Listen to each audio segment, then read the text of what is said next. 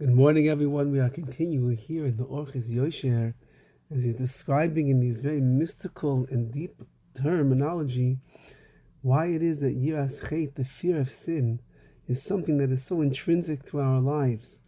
And as we pointed out yesterday, the sin itself that a person commits, that creates the einish, the punishment that they're going to receive.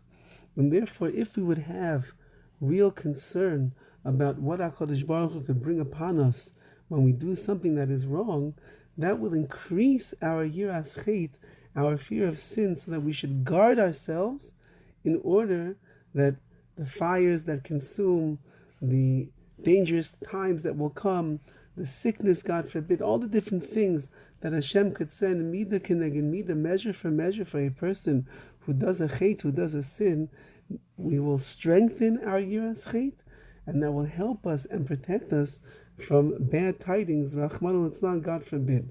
And he writes over here like this, Umatzinu v'paiskin.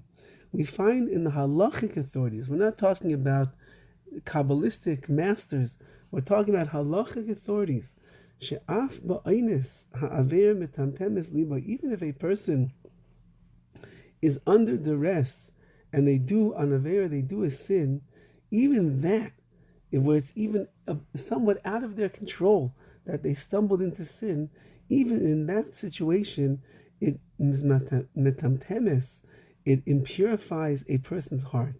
Unless, of course, it's a matter of life and death.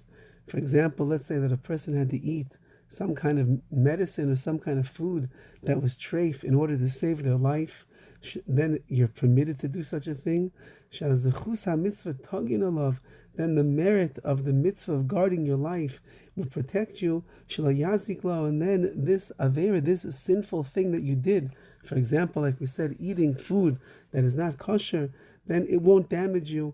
You'll be saved. You'll be saved and guarded as a result of doing a mitzvah of taking care of your life.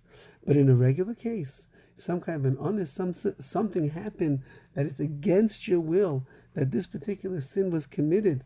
So even though you didn't want to do it, you didn't plan to do it, you didn't try to do it, it just happened. That's the way that it worked. Nevertheless, it's metamtemes. It impurifies a person's heart. That's what sin does. Kikach bara kodesh baruch hu b'teva, because that's the way that Hashem created the spiritual nature of this world. She'averu hi eish sarefes. A sin is a fire that consumes, like a poisonous and venomous snake, or an akrav, or a scorpion. Those things, b'teva, the nature is, if they bite, they could kill. If they bite, they inject their poison. Sin, the nature of sin is, once that a person commits it, it bites and it injects its poison inside the person. Like my father, the Stipler, Rechaim Kanievsky quotes his illustrious, great, righteous father, the Stipler, who wrote in his sefer, in his book,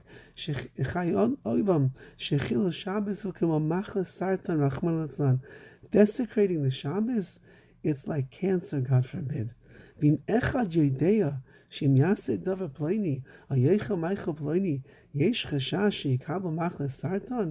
a person would know that if I committed a particular sin, or I ate food that wasn't kosher, then there's a chance that the person's going to receive the terrible sickness of cancer. Rachman Latzan, Hashem should save us. Certainly a person would run away from that sin with all of their might. And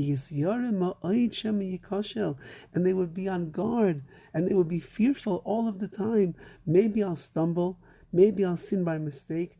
The Yetzer Hara is going to catch me while I'm not paying attention in a moment of my weakness, and I'll give in to some kind of behavior that is a sin. And I know that the nature of the world is that when I do sin, it brings bad upon me. If God forbid I would stumble and I would make a mistake, and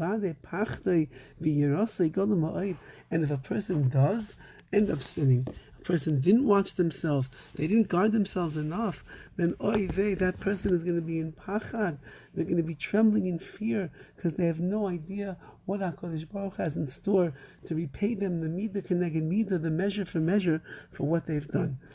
These are the words of Rav Chaim Kanievsky, something for a person to think about.